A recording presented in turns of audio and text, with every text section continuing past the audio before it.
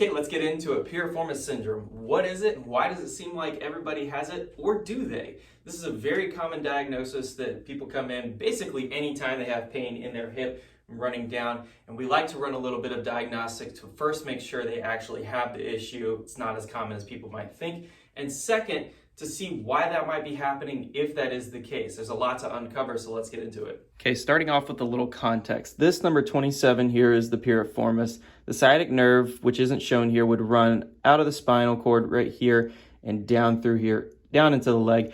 And the justification is that the piriformis might be pinching the sciatic nerve because the nerve will either run through, which is uncommon, or under that piriformis. So if it were to be tight, it may be putting extra pressure on the sciatic nerve, creating those symptoms in the hip as well as down the leg that a lot of people are familiar with. Whether it's self-diagnosis from Dr. Google or a medical professional actually told you have piriformis syndrome, usually one of three things tend to be true with these people. Number one is they point to the spot and say, yep, this is where my pain is, right where my piriformis is. The second one is, well, my hips are tight, so it makes sense because doing that pigeon pose stretch really helps loosen my hips up temporarily or for a while. And the third thing they'll say is it's really tender to the touch in that same area. In fact, when I put a tennis ball or a lacrosse ball on it, it helps alleviate the symptoms while the ball is there. What I want to do now is explore these three reasons a little bit more in depth and kind of reverse engineer why I think that those are shaky at best reasons to diagnose somebody with piriformis syndrome, and then go into a couple things that could actually mean that the piriformis needs to be addressed, or what we need to do if we're not finding anything with the piriformis. Just because you have pain in an area does not necessarily mean that that's where the pain is coming from. And you can do this just like I can. You can go to triggerpoints.net, and if I have pain in that piriformis syndrome on the back side, I'm going to look that up. And this shows a referral chart of all of the muscles that refer pain into that spot. There's quite a few of them, and not all of them are the piriformis. So something to think about.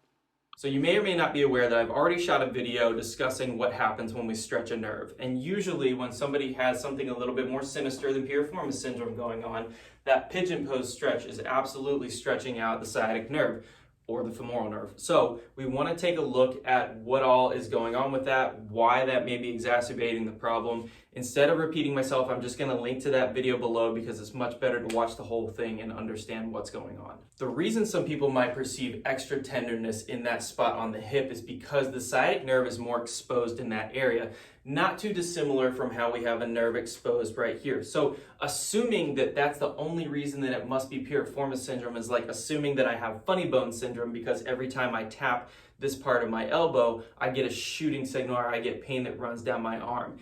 Hitting a nerve is going to create those symptoms, and if it's an irritated nerve, it's going to create them a little bit more easily. So if we do in fact find tension in the hips, we still have to uncover why that tension is there, because there are a couple different reasons that could be. For instance, if pain originates at the spinal level, your hips could be engaging a little bit more often as a protective mechanism for the spine so that the hips end up being tighter.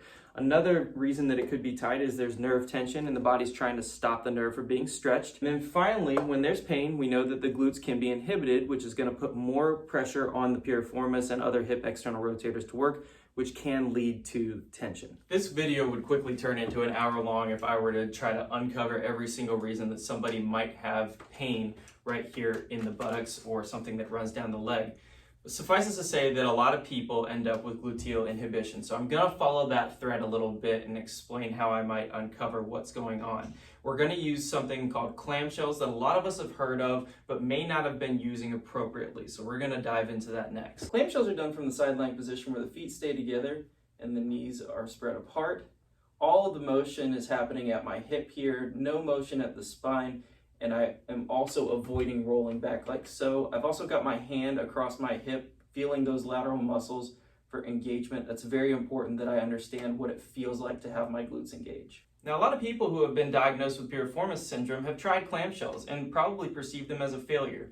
They're doing 3 sets of 10 or 12, even maybe with a band around their knees, and are given the impression that you can strengthen those glute muscles and all of a sudden that strength will just overpower the pain. But that is not how we are using them in this context. We are using them as a means to see if activating the glutes helps loosen up my hips or give me more mobility in those hips. What I mean is that first I'll test my hip mobility to see if I have tension in them.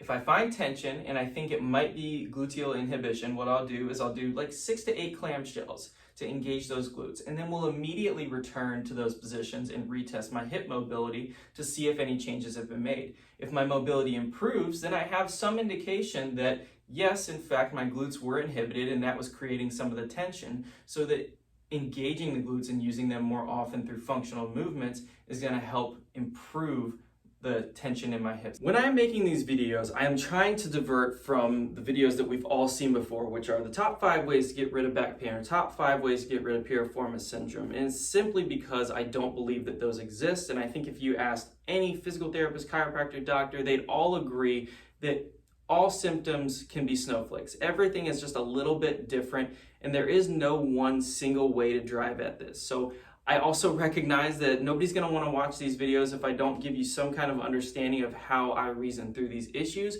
But if you've been dealing with this for a long time and you're ready for it to go away, my best advice is not to try any single thing that I showed you in this video or any single thing that you're finding on Google or YouTube. The biggest thing that we need to do is get to the bottom, find the root cause of your symptoms so that we can reverse engineer out the problem and make sure that you can actually have a sustainable solution where we actually snuff out that root cause.